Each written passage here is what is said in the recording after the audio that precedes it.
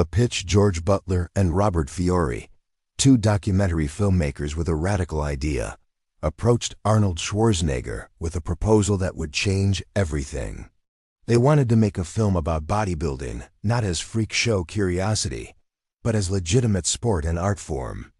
They'd follow Arnold and other top competitors through the 1975 Mr. Olympia competition in Pretoria, South Africa, creating cinema verite that would reveal bodybuilding's intensity, psychology, and dramatic stakes. Arnold's initial reaction was skeptical. Documentary meant no script control, no image management, cameras capturing everything, including moments he'd rather keep private. His Hollywood dreams required careful brand construction, was exposing the raw reality of competitive bodybuilding strategic or suicidal. But Butler made a compelling argument. The film would position Arnold not just as athlete, but as personality: charismatic, intelligent, psychologically complex. It would prove he wasn't just muscle, but a complete character capable of carrying audience attention. More importantly, Butler promised Arnold significant creative control. They'd collaborate on the narrative, decide which moments to emphasize, craft a story that served Arnold's long-term goals. Arnold agreed, with one condition: if they were making a documentary about bodybuilding, they needed to make it dramatic, compelling, theatrical. Reality alone wasn't entertaining. Reality needed shaping. What Butler didn't fully realize: Arnold wasn't agreeing to be documented. He was agreeing to perform a carefully constructed version of himself, manipulating reality into narrative.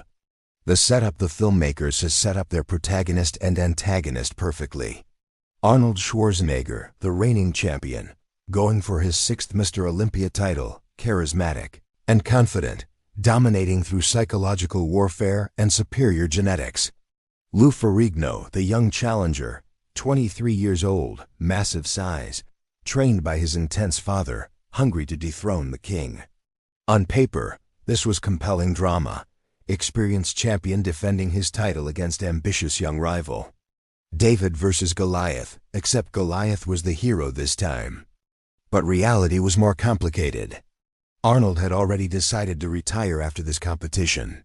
He wasn't defending his title so much as performing his farewell. The stakes Butler wanted, will Arnold win or lose, didn't really exist. Arnold knew he'd win, so Arnold created different stakes. He'd play the villain, the arrogant champion so secure in his dominance that he psychologically tortured his competitors. Audiences would watch not wondering if he'd win, but fascinated by how thoroughly he controlled everyone around him. Lou Ferrigno became the perfect foil, genuinely intimidated by Arnold, genuinely struggling with confidence, genuinely the underdog. Lou wasn't acting. His insecurity was real, which made Arnold's manipulation of him even more effective cinematically. Butler's documentary became Arnold's performance piece. The question was whether anyone would notice the difference. The manipulation. The most famous scene in Pumping Iron occurs in a restaurant, where Arnold tells Lou and Lou's father about missing his father's funeral because of a competition. "My father died. I didn't go to the funeral," Arnold says casually, eating food while delivering the story. Some people thought that was cold. But to me, it made perfect sense. He explains that bodybuilding required absolute commitment, that sentiment couldn't interfere with competition, that his father would have understood prioritizing victory over grief. Lou and his father react with visible shock. The scene crystallizes. Arnold's character, someone so dedicated to success that normal human emotions became negotiable obstacles. There's only one problem: the story was partially fabricated. Arnold's father had died in 1972, years before this conversation. Arnold had indeed missed the funeral, but for his brother Meinhard's death in 1971, and the circumstances were more complicated than the cold pragmatism Arnold presented. Why change the details? Because Arnold was crafting a character, not confessing truth. The missed funeral story was real enough to feel authentic, but restructured to serve narrative purpose, establishing Arnold as someone who transcended normal emotional limitations. Lou's genuine reaction to hearing this, his discomfort, His father's judgment was captured because they believed they were hearing authentic confession. They didn't realize they were extras in Arnold's one-man show. Years later, Arnold admitted the manipulation. I was playing a character, myself, but exaggerated. More arrogant, more cold, more confident than I actually felt. It made better cinema. The Psychological Warfare, the film captured Arnold's pre-competition psychological tactics in brutal detail. He approached Lou Ferrigno and Mike Katz, another competitor, with friendly conversation designed to plant doubt and insecurity. With Lou, Arnold smiled warmly while subtly undermining confidence. "You're looking good, really good. Almost ready." The almost was poison disguised as encouragement. With Mike Katz, Arnold stole his lucky shirt before the competition. The film showed Katz frantically searching for the shirt, genuinely distressed, while Arnold played innocent. Later, Arnold admitted taking it deliberately, a mind game designed to throw off a competitor. But here's where reality and performance blurred. Arnold had actually used these tactics throughout his career. The Psychological Warfare wasn't manufactured for the documentary. Butler's cameras simply captured Arnold's normal pre-competition behavior. What was manufactured was Arnold's self-aware presentation of these tactics. Normal Arnold might have hidden his manipulation, claimed the shirt theft was accident, downplayed the mind games. Documentary Arnold leaned into the villain role, essentially narrating his own psychological warfare strategy for the audience. He became a heel wrestling terminology for the antagonist audiences love to hate. Except unlike professional wrestling, Pumping Iron's heel was competing in real events with real stakes for his opponents. Lou Ferrigno was genuinely trying to win Mr. Olympia. Mike Katz genuinely wanted his shirt back. Their pain and frustration were authentic. Arnold's manipulation of both was authentic. But Arnold's meta-awareness of being filmed manipulating them transformed documentary into performance art. The Ferrigno tragedy. Lou Ferrigno became Pumping Iron's tragic figure, the massive, insecure young man dominated by his intense father, psychologically demolished by Arnold's confidence. The film showed Lou's father, Matty Ferrigno, pushing his son with harsh criticism and impossible expectations. Lou trained obsessively, built incredible size, but couldn't match Arnold's mental game. Before the competition, Lou was visibly nervous, doubting himself, crumbling under pressure. Arnold, meanwhile, appeared completely relaxed, joking, charming, treating the competition like inevitable coronation. The contrast was devastating. Audiences watched Lou's confidence disintegrate while Arnold's grew stronger. The film built sympathy for Lou, the underdog fighting against both Arnold's dominance and his own father's pressure. But what the documentary didn't show, Arnold had deliberately befriended Lou months before filming started, building trust before systematically undermining it on camera. He'd studied Lou's insecurities, identified his father as psychological weak point, then exploited both for competitive advantage. Lou later admitted, "Arnold was nice to me off camera, friendly, supportive. Then cameras rolled and he became someone else, or maybe revealed who he really was. I was so confused I couldn't perform. This wasn't accidental." Arnold had learned that genuine friendship followed by calculated betrayal was more psychologically destabilizing than simple antagonism. He'd weaponized kindness. The tragedy, Lou's defeat, wasn't just about Arnold being better. It was about Lou being out-manipulated, out-psychologized, destroyed mentally before the physical competition even began. Years later, Lou and Arnold reconciled and became genuine friends. But Lou carried the Pumping Iron defeat as permanent psychological scar, the moment his career peaked in humiliation rather than triumph, captured on film forever. The staged reality. As filming progressed, Butler realized that pure verite wasn't working. Real life was too scattered, too undramatic, too slow. Documentary needed shaping moments recreated, conversations reconstructed, events staged to appear spontaneous. The phone call scene where Arnold learns he won Mr. Olympia, staged. Arnold already knew the results, but cameras needed the moment of victory to exist on film. The training montages, carefully choreographed. Arnold didn't normally train with that level of theatrical intensity, but documentary needed visually compelling footage of champions preparing for battle. Franco Columbu's accident during the strongman competition, real, but Arnold's response was partially performed. His genuine concern mixed with awareness that cameras were capturing his reaction, creating a hybrid of authentic emotion and calculated presentation.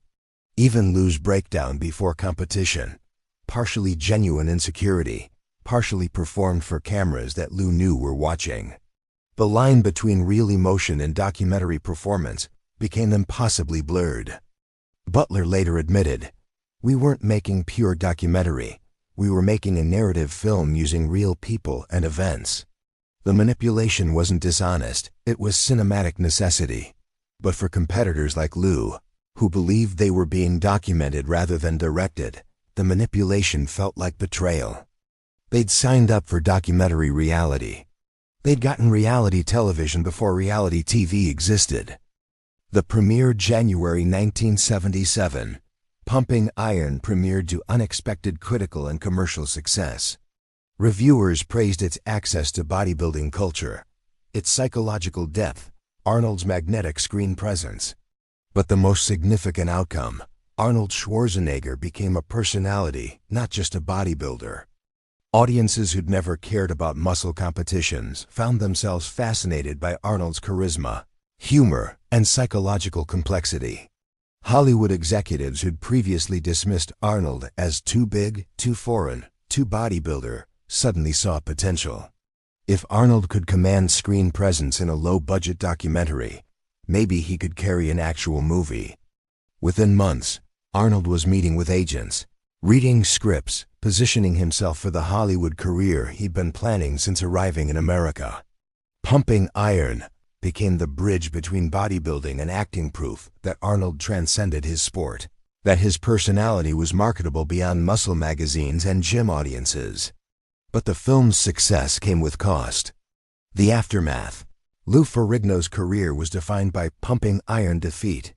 He'd been positioned as Arnold's rival, and rivals who lose become historical footnotes. Lou became the guy Arnold beat, his massive physique and genuine talent reduced a supporting role in Arnold's origin story. Lou tried acting, landing the role of the Incredible Hulk in the TV series, but always carried the shadow of being Arnold's defeated opponent. When people met Lou, they thought of Pumping Iron and Arnold's psychological dominance. Mike Katz, whose shirt Arnold stole, became a punchline. His genuine distress was played for comedy, his vulnerability exploited for narrative drama. Years later, Katz admitted the experience was humiliating, that seeing himself portrayed as weak and easily manipulated hurt professionally and personally. For Arnold, the consequences were entirely positive. He'd successfully managed his image, performed a character that served his career goals, and launched his Hollywood trajectory, all while claiming documentary authenticity. The other competitors had been unwitting cast members in Arnold's self-mythologizing. Some resented it. Others accepted it as cost of being connected to Arnold's success.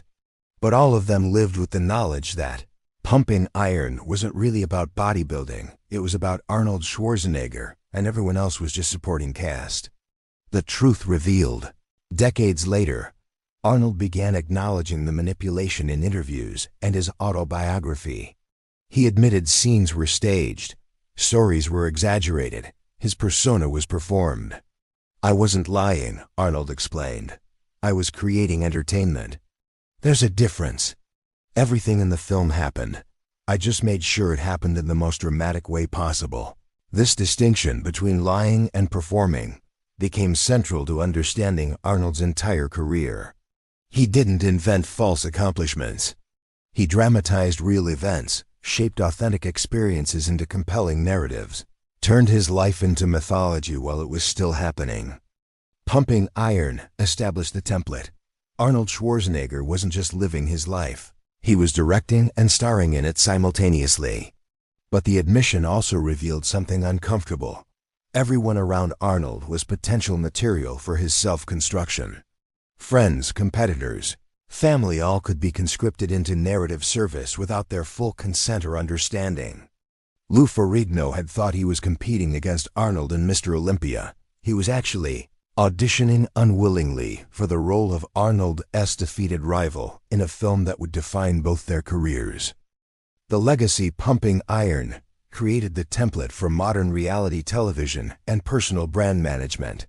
It demonstrated that documentary truth was malleable, that real people could be directed like actors, that authenticity could be performed. Shows like The Real World, Keeping Up with the Kardashians, and every reality competition since borrowed Pumping Iron's formula.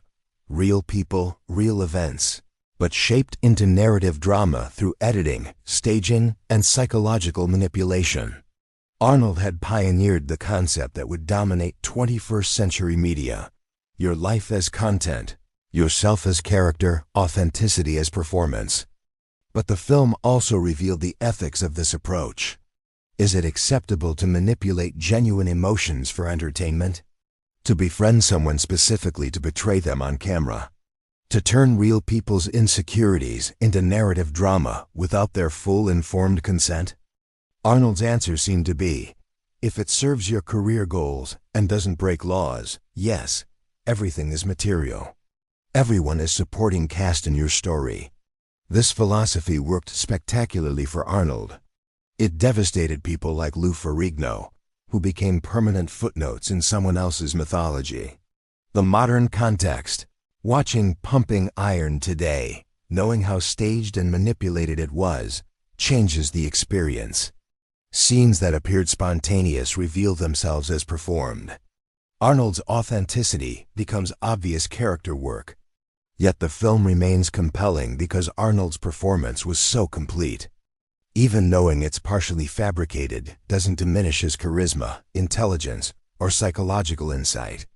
The con wasn't that Arnold pretended to be someone else, it's that he performed an exaggerated version of his actual personality so convincingly that it became indistinguishable from reality. This raised the question, if you perform confidence until everyone believes it, have you actually become confident? If you act like a champion until you win championships, are you really acting? Arnold's entire philosophy was that identity was malleable, that you could visualize who you wanted to become and then perform that identity until it became real. Pumping Iron was that philosophy in action, Arnold performing Arnold Schwarzenegger until the performance became the man. The final assessment, Pumping Iron, made Arnold Schwarzenegger famous by presenting him as something between documentary subject and scripted character. It worked because Arnold understood something most people don't. All identity is performance. All presentation is manipulation. All authenticity is constructed. The difference between Arnold and other people wasn't that he performed, everyone performs. It's that he was conscious of performing, strategic about his performance, and willing to weaponize that performance for competitive advantage. Lou Ferrigno, Mike Katz, and the other bodybuilders in the film were also performing. They just didn't realize they were, which made them vulnerable to someone who did. Arnold conned the world into thinking they were watching real documentary when they were actually watching calculated image management. But the con worked so well that the manufactured Arnold became the real Arnold, or maybe revealed the real Arnold had been manufactured all along. The film that made him famous was both truth and fiction, documentary and performance, authentic and fabricated. Just like Arnold himself. That's why Pumping Iron remains brilliant. It captured the exact moment when Arnold Schwarzenegger transformed himself from bodybuilder into brand, from person into persona, from competitor into icon. Everyone else in the film was still trying to win competitions. Arnold was already building mythology. They were playing checkers. He was playing three-dimensional chess while performing for cameras he'd helped position.